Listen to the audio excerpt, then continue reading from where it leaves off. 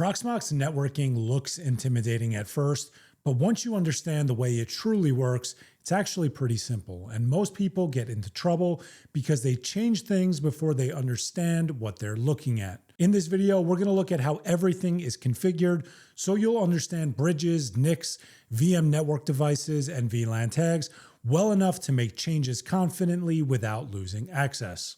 So we are going to start at the very beginning here. And what I have configured is a test environment. And for most people, this is where you're going to get started. So you're going to have one network device and one Linux bridge. The way that this works is the network device is the physical connection that you have currently plugged in from your switch. And what you'll see is it is assigned a name, and then in the alternate names, it'll be something different than what I have listed here. But the key here is this VM bridge, this VMBR0, which is a Linux bridge. If we edit that, what you'll see is that I have it configured as VLAN aware, which we'll talk about in a minute here. But this right here is the IP address of our Proxmox server. And the key here is that NIC 0 is defined as the bridge port. So the easiest way to look at this is that you have a physical cable that is plugged into your Proxmox server, which is then assigned to this Linux bridge. And you should treat this Linux bridge as a virtual switch. That's the easiest way to think about it. So you have the physical cable plugged into this virtual switch, and then every single one of the other ports on that virtual switch will be assigned to virtual machines. So immediately, you do not want to come in here and start changing any of these IP addresses because you can indirectly break access to Proxmox. If that happens, you want to ensure that you have physical access to your Proxmox server. Just keep in mind, you're going to be making those changes at the command line, which is not ideal, but you can work your way out of it. It's just a good idea to be very careful with everything that you'll be doing moving forward. So by default, this is a default setup that most users are going to have. And if you simulate the creation of a virtual machine and get to the network section here, what you will see is that the bridge that you are selecting is what this virtual machine will be utilizing when it starts up. So again, to go back to that virtual switch idea, when we set up this virtual machine, it is functioning as if you were plugging a virtual cable into a separate virtual port that is connected to that physical network interface that we discussed earlier. So every VM will have a separate virtual port on that virtual switch. And as long as you select it here, it will operate that way. Now, the only other thing you can look at is this VLAN tag here. So for me, my VLAN tag for my IoT network is 210. And what you'll see is if I specify this here, as long as I have VLAN aware checked off in this section here, which I currently do, it will operate as if it is on that specific VLAN. Now, the key here is that you have to ensure that your switch allows tagging for that specific VLAN. So you'll see IoT 210 is configured on this specific port, which is aggregating, which we'll talk about later, but I'm allowed to tag that VLAN, meaning that that specific virtual machine will operate on that specific VLAN. Now, that's the first way that you could do it. Or if you wanted to, you can create a Linux VLAN. And a Linux VLAN, what you'll see is it starts at VLAN 0. And you have a VLAN raw device that you have to configure. So in our case, the raw device is NIC 0. And then you'll see here the VLAN tag is set as 0. So if we wanted to create it for that IoT VLAN, we would come in here, change this to 210, and you'll see the VLAN tag updates. So this is going to be for my IoT VLAN. So we're going to create that, and you can apply the configuration, but we're not going to do that just yet.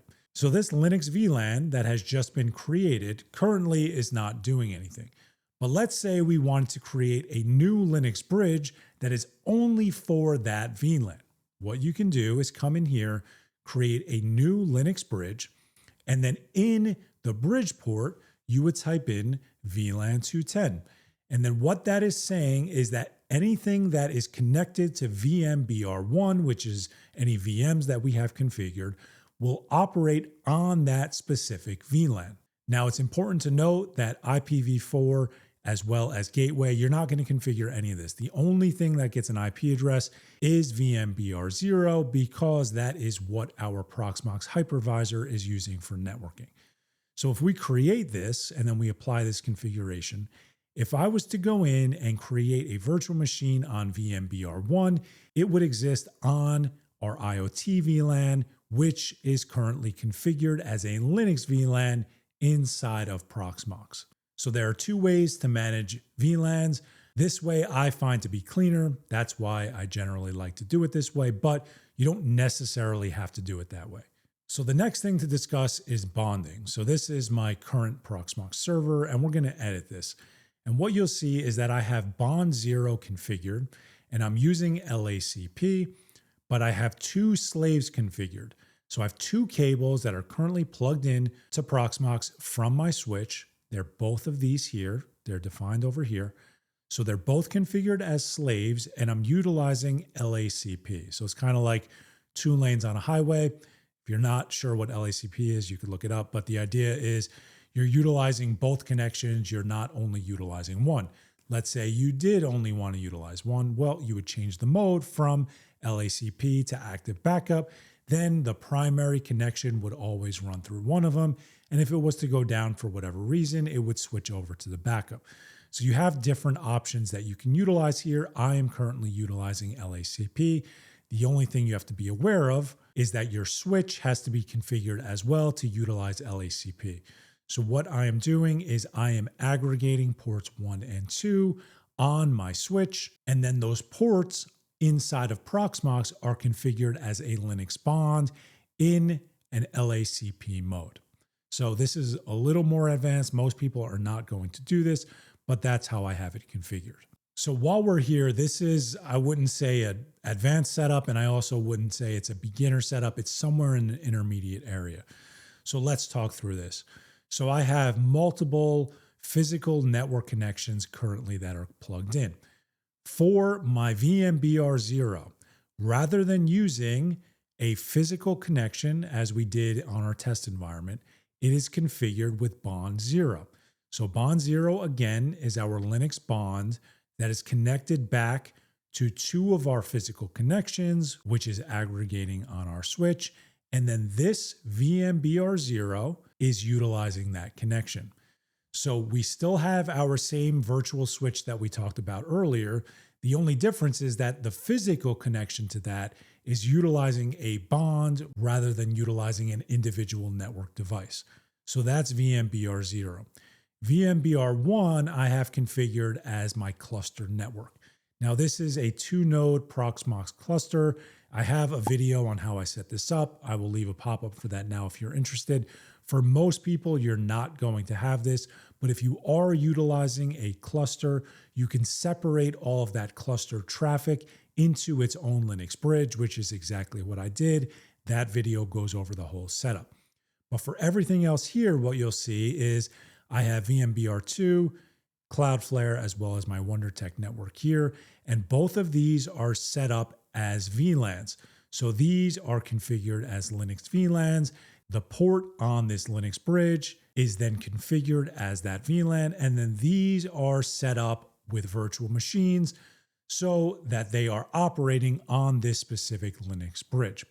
And the last thing to discuss is that while we only have at this point one physical connection, or really two because we're utilizing a bond, I also have physical separation for this WunderTech network. So what you'll see here is that it's not virtual separation with a VLAN, it is physical separation. So I have a separate NIC on this server where I have an Ethernet cable plugged in from one of my switches that is connected to this physical switch. And on that physical port, it is configured to utilize that WunderTech network. So no VLAN tagging or anything like that. I have a physical cable plugged into it where the native port on that switch is configured as the WunderTech network, which means that anything that is running on this Linux bridge will operate on that network. So to recap everything, most people are going to start potentially with one Linux bridge and stay there. But if you ever want to expand out, as long as you are tagging the port on your switch, you can create multiple Linux VLANs multiple Linux bridges, and if you have multiple physical cables plugged in, you can utilize bonding. Now, I realized that that was a lot.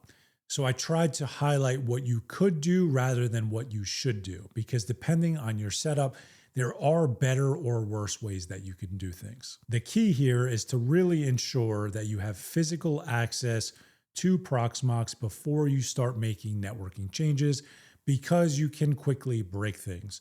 So be very careful when you're making changes, be deliberate in what you're doing, and check twice before you apply the configuration. And if you lose access and can no longer access Proxmox, going through the command line is going to be your best way to restore access. So I'm sure there's going to be a lot of questions. If you have any of those, please feel free to leave those in the comments. But other than that, if you made it this far, hope you got some value out of this video. Thank you very much for watching. I'll see you guys next time.